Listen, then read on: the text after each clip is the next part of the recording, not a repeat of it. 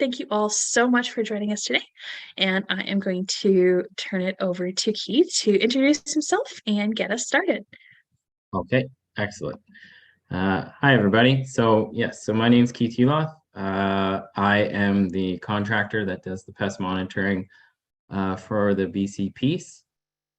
So I work for the Peace Region Forage Seed Association, the BC Grain Producers, and a little with the Peace River Forage Association as well, doing some insect and disease monitoring on our side of the Peace. So I was asked by Talon today to give you guys a bit of a run through of common pests of the Peace region. So I will start there, and I just wanted to say thank you to all the associations involved in the Peace Region Living Lab for letting me talk about this stuff today. So before I get right into it, I'd like to acknowledge the Peace Region Living Labs, say thank you, and also say thanks to Agriculture and Agri-Food Canada for funding the project. So on the BC Peace side, this is just a brief little list of pests that we monitor for or we scout with, and kind of a breakdown of what crop they're in. And I'll touch on some of these today. I won't get into all of them, unfortunately. There's just not enough time, and there's some on there that actually are in the Alberta piece that we don't have in the BC piece. So I might miss some. Feel free to ask me questions later, though, if there is one that you are interested and I haven't actually touched on. So before I get into the insects, I would just like to get into, with the Peace Region Living Labs, there's two ways that we're going to be doing some scouting for the living labs, and one is through sweep netting. So why sweep netting? It's actually really efficient and it's relatively easy to do.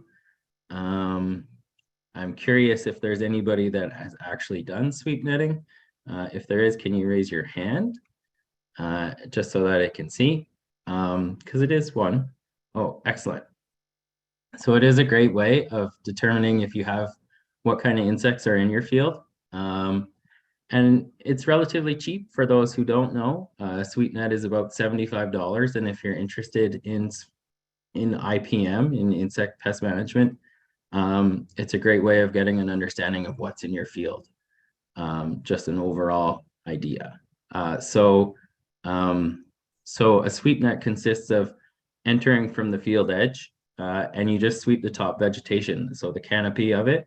And you have to cover about 180 degrees. So basically from your left or your right to the opposite side. And then you take another step and you cover new vegetation as you move on.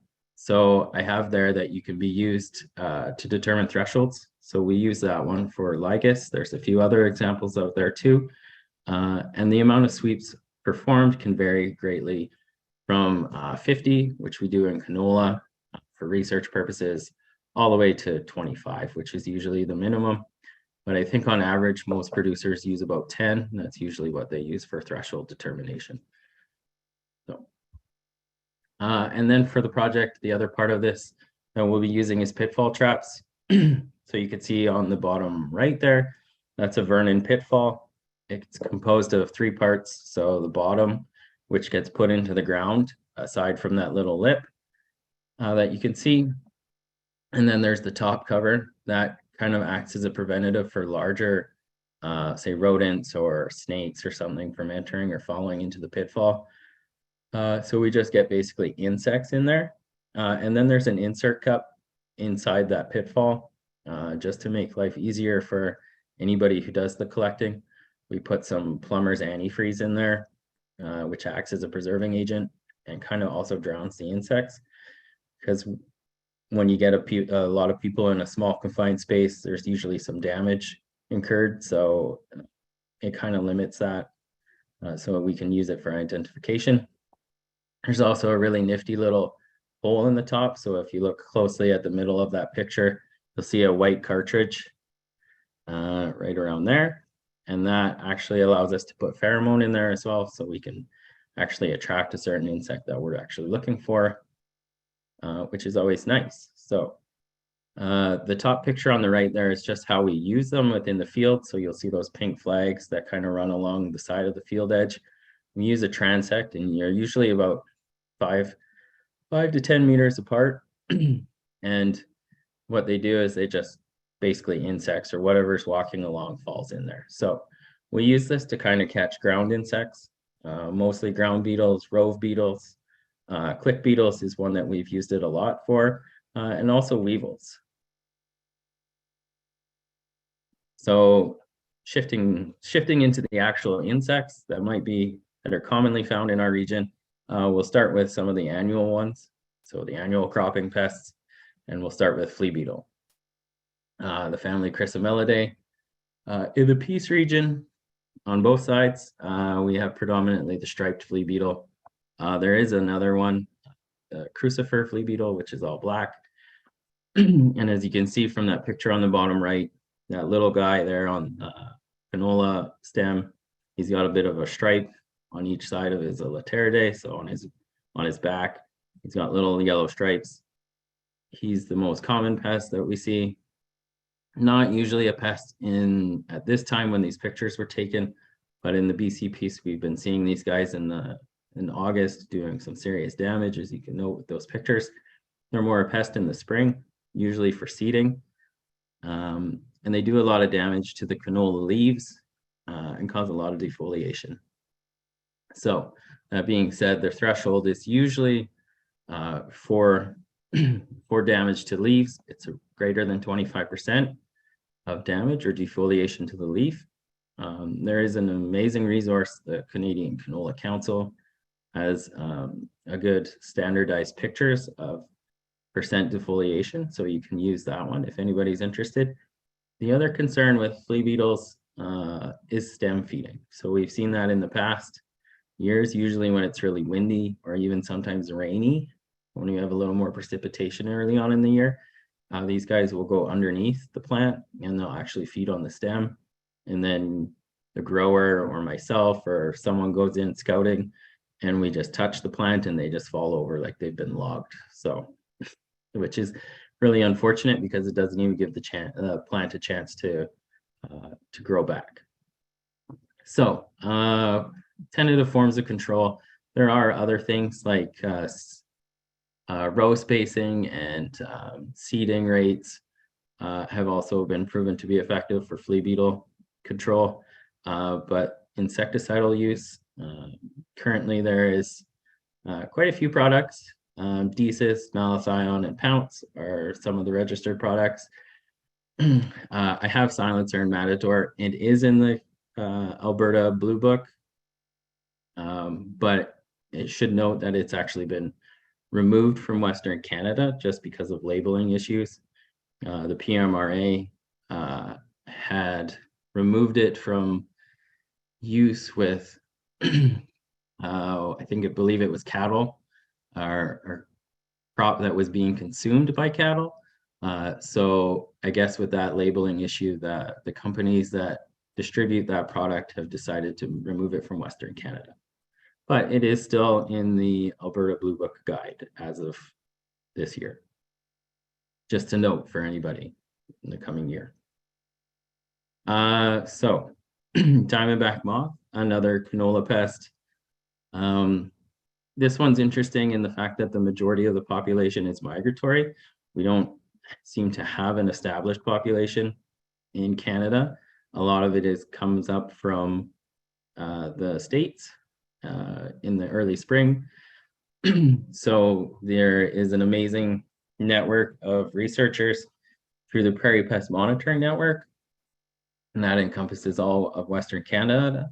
And we, what we do is we put traps out starting usually the middle of April to the end of April, monitoring for these guys, just to see when they arrive, because that's a big determination of when or how many population or how many generations we can have within a given year, and that's kind of how their population builds. So roughly we have 2 to 3 generations as they follow a 32-day life cycle. And usually it's that 3rd generation or even sometimes the 4th generation that seems to be the problem. because it falls around the time of late potting for canola. And that's usually falls around also the time of pre-harvest intervals. And also canola usually tends to drop off those bigger, larger leaves at the bottom of the canopy. So these guys are defoliators. And then if those leaves aren't there for them to defoliate, they will move on to the seed pods and also some of the stems and start stripping those tissue off of the plant. So that being said, threshold for at seedling stage is 25 to 33% defoliation. So roughly the same as it was for flea beetle. So anything greater than 25%, you should be a little concerned. At an immature plant stage, so I believe that's anything before flowering or even maybe early potting, it's 100 to 150 per meter squared. And then as the plant matures, obviously it can take a little more damage. So at mature stages, it's 200 to 300 per meter squared. So those are quite some high densities, just in regards of insect pressure. Current controls that are registered products for it are Jesus, Corgan, and Malathion.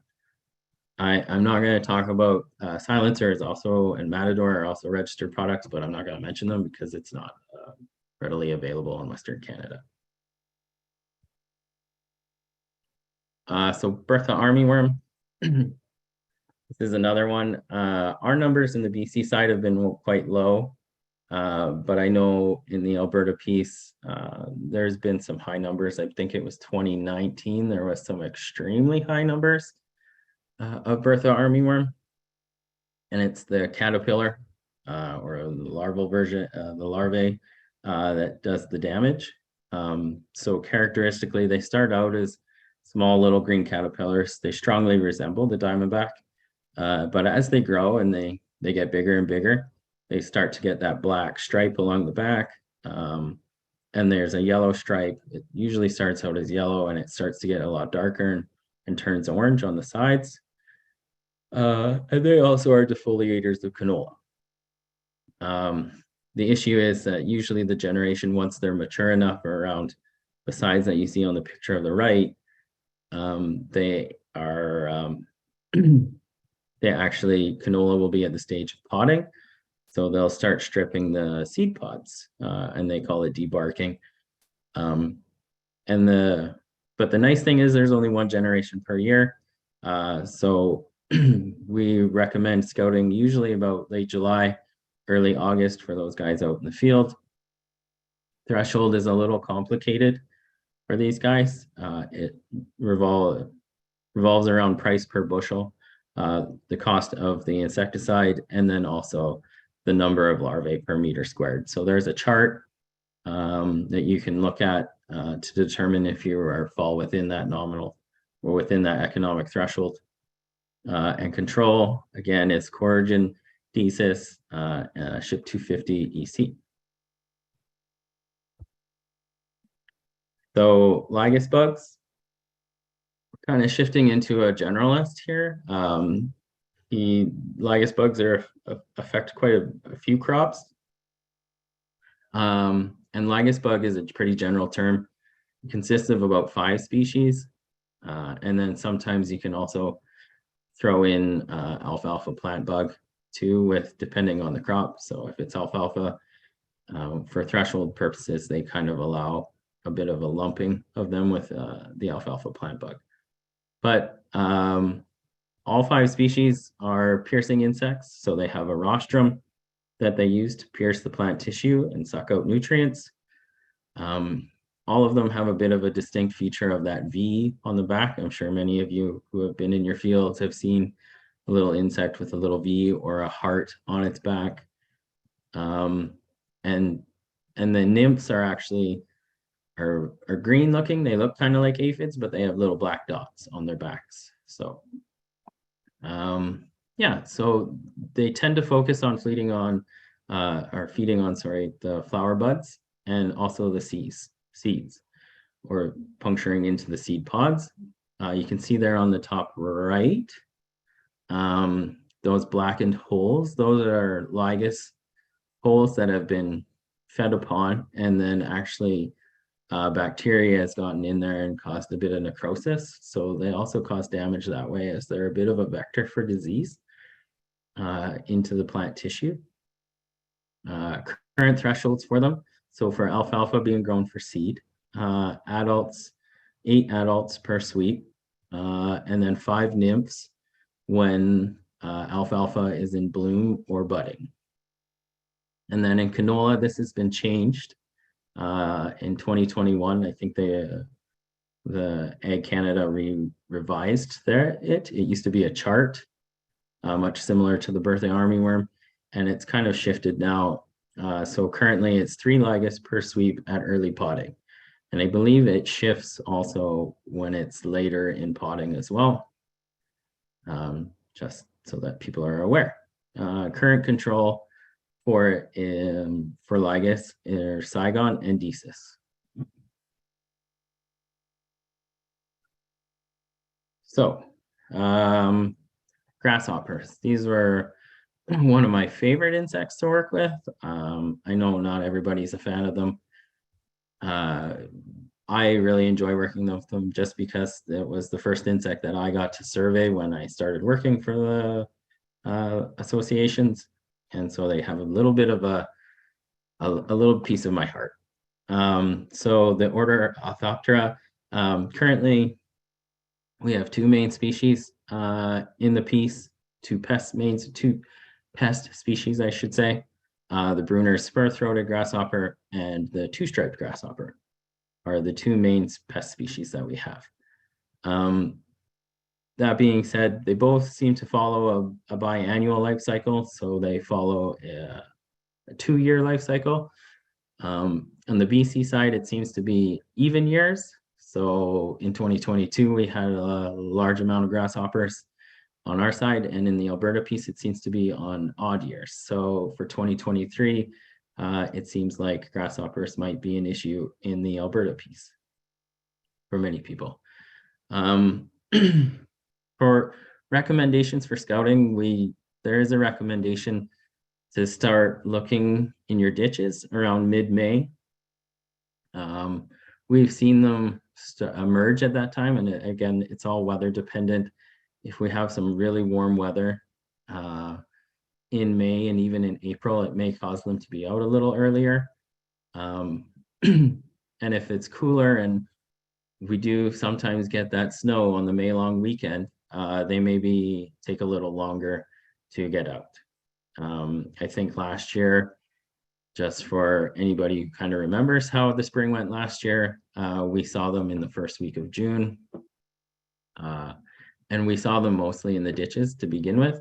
They don't usually stay in fields, kind of because with annual and perennial cropping, there's always a harvest. So most insects move out of the field into nearby ditches or tree lines and use that as a home over the winter. So scouting, again, this might be, if you are concerned for grasshoppers, a sweep net might be an efficient way to determine using it in your ditches, because they are quite small, those first and second instars. You can see by some of the pictures there on the right, there's one kind of tucked in at the top right there underneath. He's pretty small. I'd say he's probably 1/2 centimeter. And sometimes they can get confused with other insects as well if you're just kind of looking through your ditch. Whereas if you had a sweep net, you can always get a little bit of a closer look at them, which is nice. Threshold for ditches and roadsides, it's 25 meters or 25 individuals per meter squared. And for in-field, it's 13 per meter squared. If you do have high counts in your ditches and you're not a fan of spraying, there is some recommendation out there that maybe you can do strip spraying. So you spray your field edge, or even maybe spraying spots where you see high densities if you have a spot sprayer as well available. Forms of control, there are quite a few out there for grasshoppers. Coragen, Saigon, and again, DSIS seems to be the one that has a bit of a general insecticide that covers quite a few groups of pests. There is also an eco brand available if there's growers who are wanting something a little more on the natural side. It uses a bacteria or a fungus to help try and kind of control insects, to control grasshoppers, and they have to feed on the eco brand, and then that fungus basically enters into their bloodstream, takes over takes over their body, and it's actually really cool. For anybody who watches The Last of Us, it follows a very similar way of taking control. It takes over the body, and then it actually causes the grasshopper to start cannibalizing other grasshoppers. So it's a bit of a horror story, which is, for me, it's kind of cool. But anyways, moving on. So pea leaf weevil, this is one that's been in the region. I think in Alberta, there was confirmation in 2019, maybe 2018. And then in the BC side, we had confirmation of it in the South piece in 2021. So the adults aren't terrible in large numbers. They can cause some serious defoliation. This picture over here on the right, I'm sorry, it's not bigger, but you can see those little leaf notches on the sides. That's kind of what those guys do. They cause a lot of notching, and they do affect quite a few crops, mostly perennial, mostly legumes. So field beans, fava beans, clovers, alfalfa, vetches, and trefoil. But the larvae are of concern mostly with the fact that they feed on the root nodules within the plant and within the root system. Now, my understanding is that that's not necessarily true for, say, perennial legumes, so clovers and alfalfa and vetches. Those mostly act as a secondary host, so the adults will feed on it, but they're not reproductively active. But for field peas and fava beans, once they find a field of that, that's when they become reproductively active. So, so as a form of control for them, seed treatments seem to be most of the most effective source available, and there is seed treatments available for the fall for pulse crops for the annuals, which is always good. But that being said, threshold for us, because we can't look at the root systems, is 30% notching in plants. So 3 out of 10 plants looking for that severe notching, as I showed in that picture.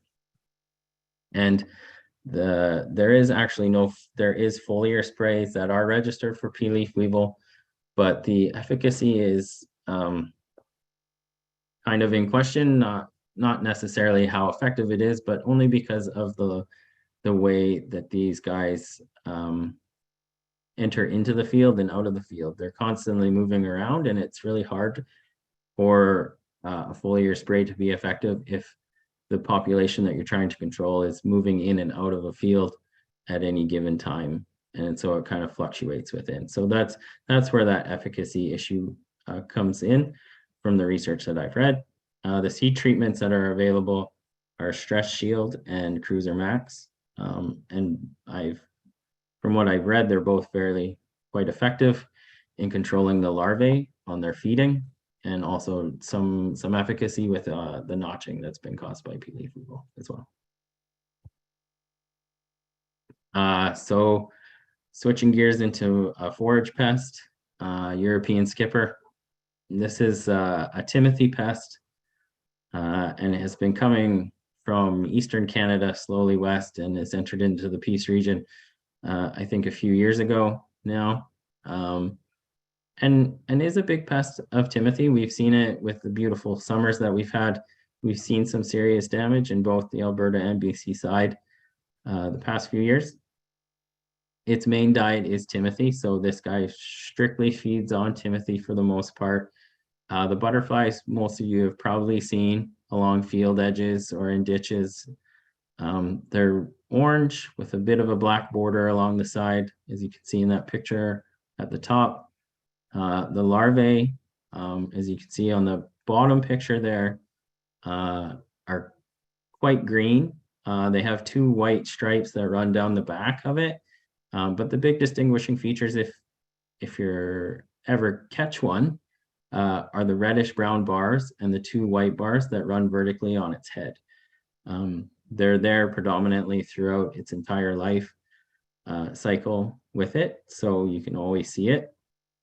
And like I said, its timothy is the main diet, but the main concern is really that these guys feed on the seed head itself.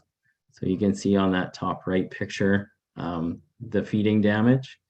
And what they do is they'll climb to the top, they'll feed on the seed head, as many seed heads as they feel until they're full and they're fully grown. And then once they're done, they'll climb down the stem and they'll go onto the flag leaf, and they basically wrap themselves up in that flag leaf like a little sleeping bag. And then when they emerge, they're an adult. So they cocoon themselves up in it, and then they come out and they fly away. And you'll see them flying around, it's usually late July to mid-August, and that's usually when they're active trying to lay more eggs. And they lay those within the timothy field usually as well, or along field edges. So current threshold for these guys is 6 to 8 larvae per 30 centimeters square quadrat.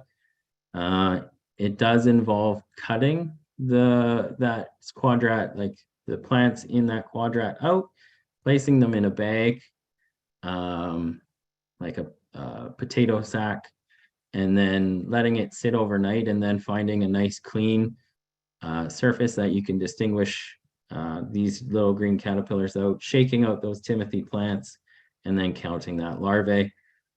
And there is the current registered control for them is dipel. So if there's any gardeners on this call or on this webinar, sorry, Bacillus thuringiensis, so BT, is the current form or the current product that's registered for use on these guys. There is some hope to maybe in the future up here in the piece to get some research trials going to see the efficacy of this product on European skipper. And if there is anybody at some point who does have an issue potentially with these guys, please feel free to contact me. There is a researcher at Beaver Lodge, and also the Peace Region Forage Seed Association is interested in trying to figure out how effective this product is on this pest. So there is some subsidy available if there is someone interested in trying to do some work with this. So red clover case bearer, this one's been in the piece for quite some time. It is a clover or a red clover pest. You can see the adult there pictured. Nice, beautiful little metallic shiny moth, about 9 millimeters in length, so just under a centimeter. And the larvae are even smaller. They're quite small in the fact that they live within the flower head. So they basically take a flower petal, encase the larvae encases itself within that petal, and then it just goes through the seed head or through the flower heads of that clover plant and feeding on the seeds. Currently, there's no threshold for them because there is no control. There's no insecticide control, I should say, for them.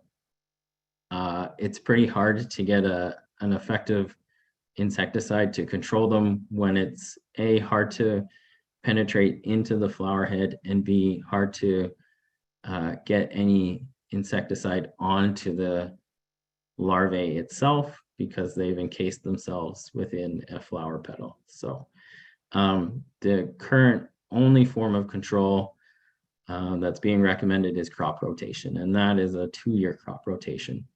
or red clover. They also are known to use, I believe it's Alsike clover as a host, but I don't think they are reproductively active within that, within Alsike. So completely shifting gears to some other insects that you may see in the field, or if you have sweep nets and they're sweep netting, fingers crossed, is that you'll see some beneficial insects. And these guys are always great to see. This is one of the big ones that we always look for within our any work that we do in our scouting. And the big ones that we usually see are ladybugs. So there's quite a few species within Canada and North America. The 7-spotted that you see pictured here is predominantly the main one, but in the past few years, we've seen some of the more native species out in the field. And these guys are predators of lygus nymphs, aphids, and some small caterpillars. So early instar diamondback moths, those kind of caterpillars of that size. These guys have sometimes been known to take them down, which is pretty cool. Tachnid flies, that's another one that we usually see in late July and early August. So right around the time that Bertha armyworm are out causing damage, we usually tend to see some high numbers of these guys. They vary in size and shape and look, but they are effective. They usually will just walk over top of the Bertha armyworm while it's feeding, and they just dab their larvae onto the Bertha armyworm, and usually within a few minutes that larvae will burrow itself into the Bertha armyworm and start ingesting it from the inside out. So a little gory, but effective nonetheless. Lacewings. So both the adult and larvae, just like ladybugs, are effective predators of aphids and lygus nymphs. So some of those small green insects that you see in your fields, these guys are out there controlling them, which is always good. And we usually tend to find them in a variety of crops, which is also good. And then syrphid flies. So I'm sure many of you have seen syrphid flies, or at least the adults. They look like bees, but they hover. So their common name is hoverfly. And the adults are pollinators. They're quite effective pollinators. But the larvae are interesting in the fact that they feed on aphids. So they look like little green maggots, and they love to feed on aphids. So these guys usually lay their eggs right around areas where aphids may be pronounced or may colonize, sorry. And they're known to be pretty aggressive when they feed on aphids. So at least like a diet of 15 to 20 a day. And then beneficials continued. So we still have some more beneficials within our fields, which is always good. Ground beetles, I'm sure many people have seen them. There's a wide variety of species within our region, and they feed on a wide variety of insects, from cutworms to aphids. There is some research being done to see how effective they are on feeding on flea beetles as well. Or even if they're effective in scaring flea beetles, because that's the other part. These guys move quite quick. And so flea beetles don't usually stick around if there's a predator in the region. And then the other one is rove beetles. So Staphylidae, they also are quite generalist in feeding. That's that picture on the bottom left. And their body form typically looks like that, but they vary in size and shape, and they are also very generalist feeders of many insects. And then lastly, not necessarily an insect, but spiders. So you can see that crab spider pictured on the right. These guys are amazing generalist predators. If you see a large number of spiders in your field, it's always a good sign. If you see quite a few crab spiders in your field, because they usually hang out on the plants themselves, so within the canopy, it's always a good sign that there's a lot of predators doing their job for you. So just a few, I guess I should say, not honorable mentions, maybe dishonorable mentions for the latter two that I'm going to mention.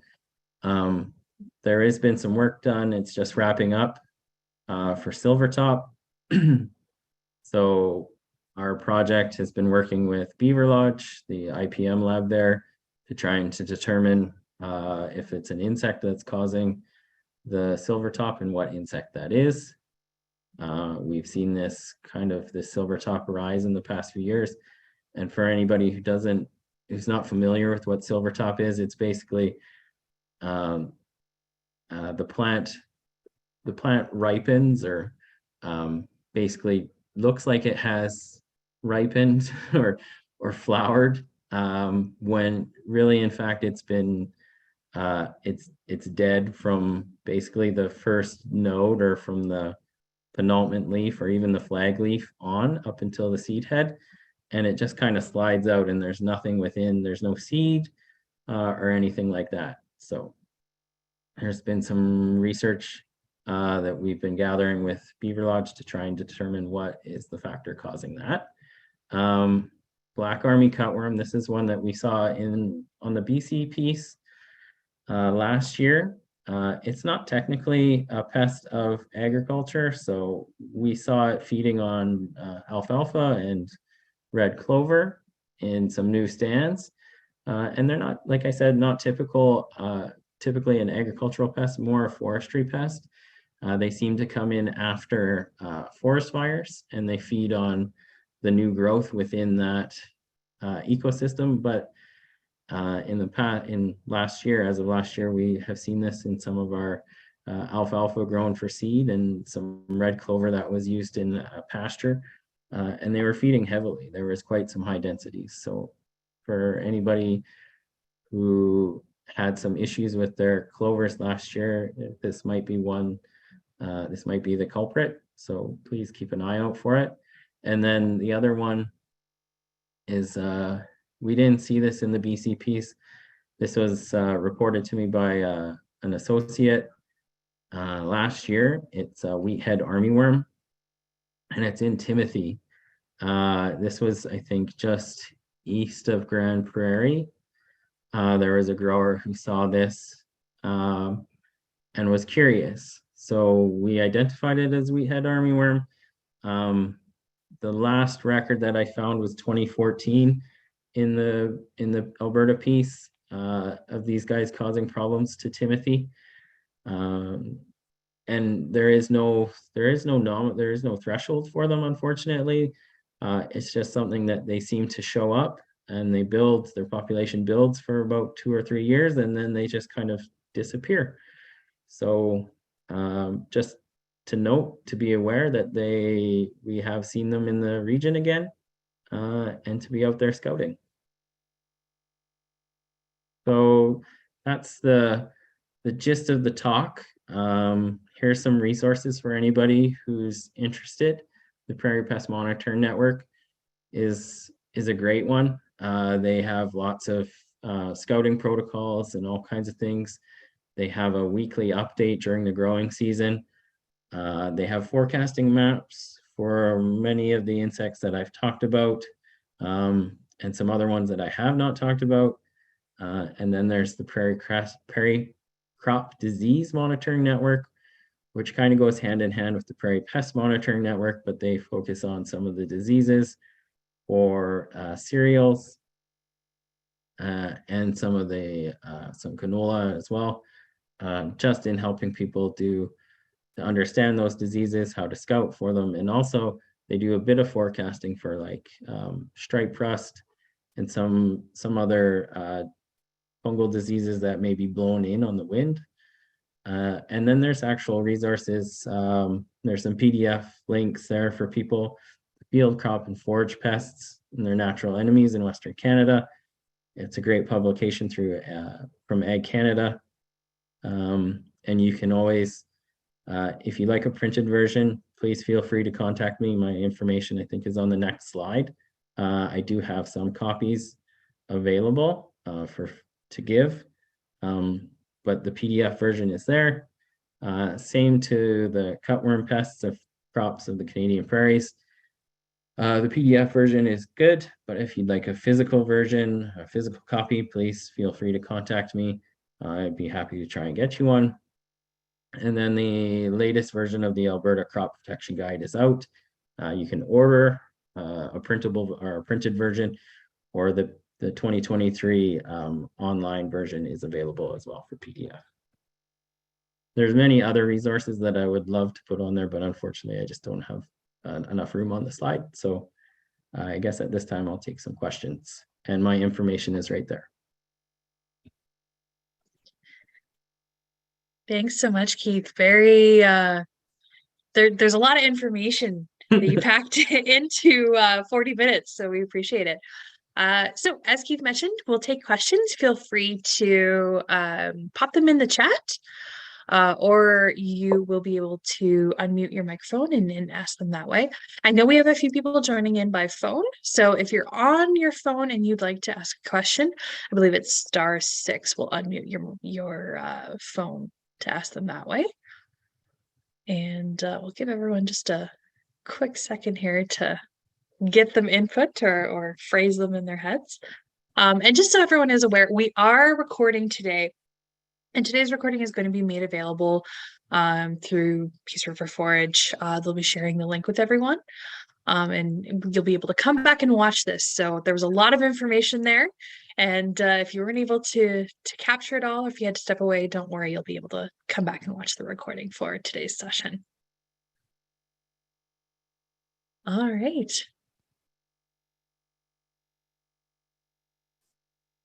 So I know you just while everyone's we'll give everyone a chance here to get the questions in. I know you gave a list of resources for some of sorry. Apparently my coffee has not kicked in yet, even though it is a Tuesday and it's 1 o'clock in the afternoon. You've given a great list of resources there. Are there any other quick, handy resources that forage producers or farmers could keep on hand while they're out and about to help identify some of these? Yeah, the Canadian Canola Council has some amazing printable resources for some of their pests and also beneficials. There's also the Field Heroes Guide, which kind of works in the opposite way of the prairie or the field crop and forage pest guide, and the fact that it shows the beneficial insect first, and then it shows what actual natural enemy they attack, so what they prey on, which is always a nice way of looking at it in opposite, so that you know what is good rather than what is bad. And yeah, I could think of a few more, but they're not completely coming to my head right now. No problem. Thank you. And going into this season with we're hearing everything from we're going to get a ton of rain to drought's going to be on the horizon. There's, the spectrum of predictions for what this year is going to be like after the first few years or the last few years. I guess what are sort of your key pests and beneficials that you'll be keeping an eye open for in going into 2023? So for me, the big ones would be flea beetles early in the year. So for anybody who's seeding canola, flea beetles would be a big one. Last year we had a really nice fall, which helps that population get really healthy and stay healthy over the winter. And they had a significantly high population. Like we saw some really lots of feeding on canola, like the late season canola. So that gives me an indication that flea beetle numbers might be high this spring. Another one that would be of interest would be European skipper. For anybody growing Timothy for seed. We've seen some of those numbers in the past with the beautiful summers that we've had and beautiful falls. That would be another one that would be kind of one that I would be looking out for. as well. And then grasshoppers would be one as well. They're always a pest. Yeah, but I haven't run into a producer yet who enjoys the amount of grasshoppers that they have. No, All right. nobody likes them. No, unfortunately. Okay, on that note, I don't see any questions coming in. So we'll do one final call for them. So again, no questions coming in. So thank you very much, Keith. Thank you all for attending today. Again, the recording of today's session will be made available. So I think Town's going to be sending out the links and making that publicly available on their YouTube page as well for Peace River Forage. So keep an eye out for that. And Keith had his contact information up there, and I'm sure he's happy to field any questions you may have. And or contact Talon, and she'll be able to pass that along as well. So on that note, thank you all for your time today, and I hope you have a wonderful 2023. Bye, everybody.